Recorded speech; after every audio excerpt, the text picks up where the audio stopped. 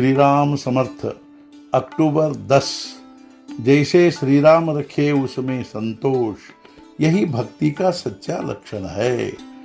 किसी भी बात का ज्ञान न हो लेकिन राम नाम लेने की इच्छा हो, गृहस्थी में संतोष रखे, यही भक्त का मुख्य लक्षण है। आंखें और कान से बाह्य जगत का ज्ञान होता है, इनसे नाम का अनुसंधान करना चाहिए। राम को चित्त में लाकर उसकी गृहस्थी हम करते हैं, यह ध्यान में रखें। हमें स्वार्थहीन होना चाहिए। राम नाम से ही ऐसी वृत्ति बन सकती है। जो अवसर पाने पर लाभ उठाता है वही संसार में धन्य होता है। नट चाहे राजा का काम करे चाहे रंक का, वह खूब जानता है कि वास्तव में मैं कौन हूँ। संसार सज्जन दुर्जनों से बना है, इसमें हम खोज निकाले कोई ऐसा व्यक्ति जिसके संग से हमें लाभ होगा और राम के प्रति हमारा प्रेम दूना होगा। द्वेष, मत्सर और अहंकार की वृत्ति, इनका संग कभी नहीं करना चाहिए। मान अपमान सहे रामचरणों की सेवा का ध्यान रखना चाहिए। सब कुछ करे लेकिन सच्चा प्रेम साधन पर ही हो। अभिमान शून्य होना ही शिष्य का लक्षण है। राम मेरा कैसा होगा, इसकी रात दिन चिंता करनी चाहिए।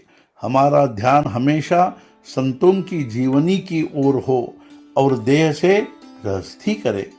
सबसे अच्छा गुण अपने अवगुण जानना है। जिसे अपने अवगुण समझते हैं उसमें सुधार होने की गुंजाइश होती है और यह समझे कि उसे सुधार करने का मार्ग मिल गया।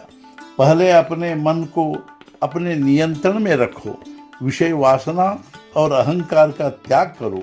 मन की स्थिति ऐसी करो कि जिससे उसे कुछ मांगने की इच्छा ही न हो। व्यवहार में दक्षता बरतनी चाहिए। जो विषय वासना के शिकार हो गए हैं उनके साथ कभी न रहो।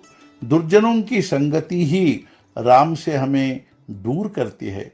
अतः सत्संगति करो और राम से अलग होने की भावना ही हमारे मन में पैदा नहीं होनी चाहिए।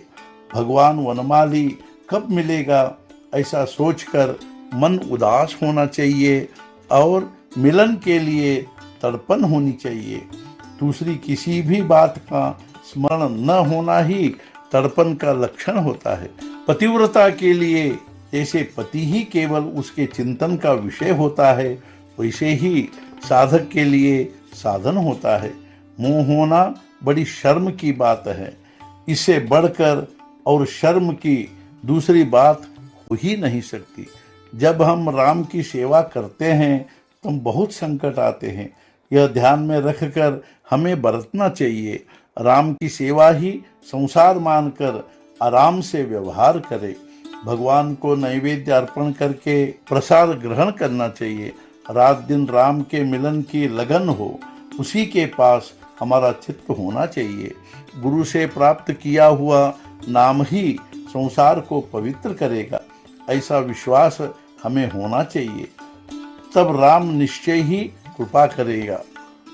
देह से हम राम की सेवा नहीं कर पाए तो कम से कम मन तो हम राम के चरणों में लगा सकते हैं।